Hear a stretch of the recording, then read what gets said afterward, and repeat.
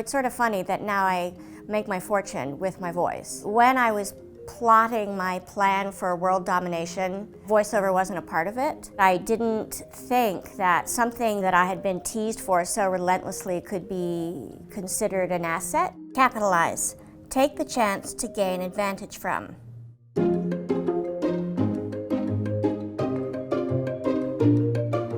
I'm Yeardley Smith. I'm probably best known as being the voice of Lisa Simpson on The Simpsons. I was born in 1964 in Paris, France. I was born with a cleft palate, actually. I got all sewn up here in New York City, and we moved to Washington, D.C. when I was about 3 years old, and that's where I grew up.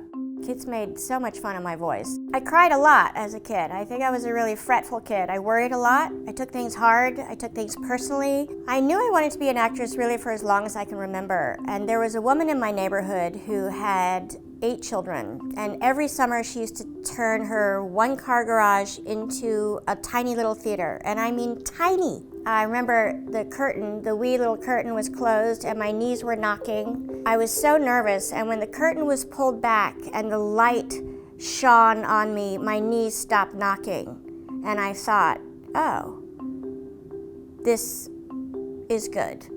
Maybe this is where I belong. So I graduated from high school. I hadn't gotten into college. At the same time, I used to go through the newspaper and I would look for local auditions at theaters in DC. And I used to audition for this theater called the New Playwrights Theater, which was a legitimate, like an actual professional theater in town. I went, I got the job, and I was in sketches, and I got these incredible reviews in all of the local papers. I moved to New York 2 weeks after that production closed.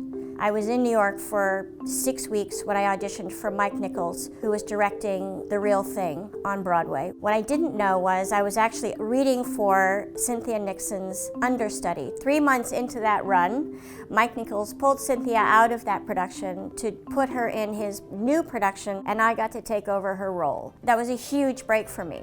At that time, I also got my first 3 movies. I was cooking with gas, and I had never been to drama school. I was this girl from nowhere. I had no connections, but I also looked like I was 12, and I was 20. I could play everybody's daughter, niece, runaway. And my screw it, let's do it attitude and my overabundance of courage is the thing that got me over the goal line. At the same time, I was doing theater in Los Angeles. This theater had like 27 seats.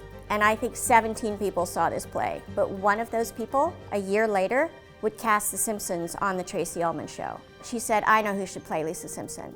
So my agent said, I want you to go and read for this voiceover. And I'm like, I don't care about voiceover. He's like, Yeardley, do what I tell you. I'm like, okay. And I read for Matt Groening, and I remember he didn't really laugh, and I thought, well, I didn't get that job. And then a couple days later, I think they called and they said, okay, you got the job. And I said, the job is what? Because nobody had ever done this thing where we were going to do little cartoon bumpers before the commercial break. And then Tracy's show was canceled and we spun off into half hour. The Simpsons exploded when we went to half hour, but the actors didn't do any PR. They actually really wanted the animated characters to exist as much in their own right as almost three-dimensional beings like live action characters on television. I think for a solid 5 years, we sort